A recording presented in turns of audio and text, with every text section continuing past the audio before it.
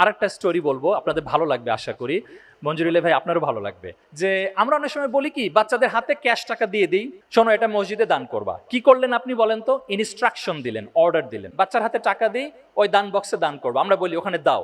আমরা আসলে তাকে জাস্ট অর্ডার করেছি, সে কি করেছে? পালন করেছে।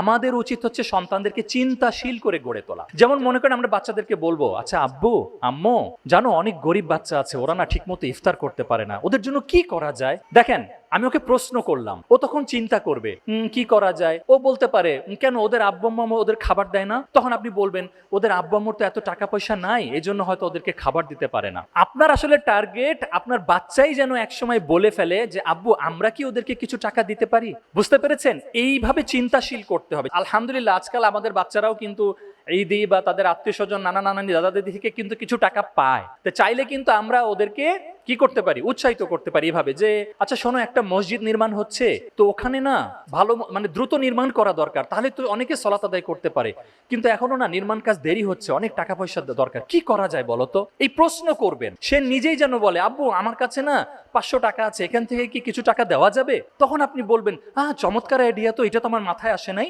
তোমার তো অনেক বুদ্ধি। তো যেটা বলছিলাম মঞ্জুরুল ভাই আপনারও ভালো লাগবে, গত তৃতীয় গেট টুগেদারে যে আমরা গেলাম, সেখানে আমার সাথে আমার 2 দোস্ত গিয়েছিল ছোট ছোট। লাঞ্চের জন্য যখন আমাদেরকে ডাক দিলেন, আমি লাঞ্চের টেবিলে চলে গেছি, কিন্তু আমার 2 দোস্ত ওরা লাঞ্চের টেবিলে যাচ্ছিল না। ওরা আমাকে বলতেছে দোস্ত আমরা একটু ওই সামনে যে কয়েকটা ডেস্ক বানানো হয়েছে না গেটের কাছে, আপনারা বানিয়েছিলেন, ওখানে কিছু ব্রশিওর ছিল, আমরা একটু ওখানে যাচ্ছি। আমি ভাবলাম আচ্ছা যাক, বাচ্চারা কাচ্চারা অনেক সময় কাগজ সংগ্রহ করতেই পছন্দ করে। ওরা ওখান থেকে এই যে এই স্টিকার গুলি এগুলো প্রায় 8-10টা সংগ্রহ করছে, আরো কাগজ সংগ্রহ করছে। আনাফা ফান একটু আসো তো এদিকে। ওরা বাসায় এসে করছে কি, আমি এটা ভাবি নাই যে ওদের চিন্তা এত কিছু ছিল।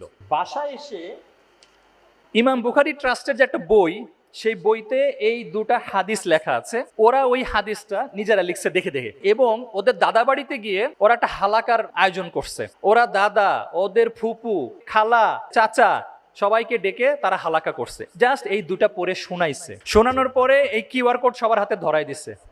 তাৎক্ষণিক ওই হালাকা থেকে ওর দাদা এই কিউআর কোডে ঢুকে ইমাম বুখারী ট্রাস্টের মসজিদে ডোনেট করছে। সুবহানাল্লাহ। তোমরা বসো, নিয়ে যাও।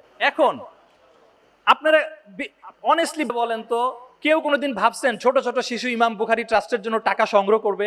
ভাবি নাই। আমরা ওদেরকে আন্ডার এস্টিমেট করি, কিন্তু আসলে আমাদের দরকার কি, ওদেরকে প্রপার পরিবেশে নিয়ে যাওয়া।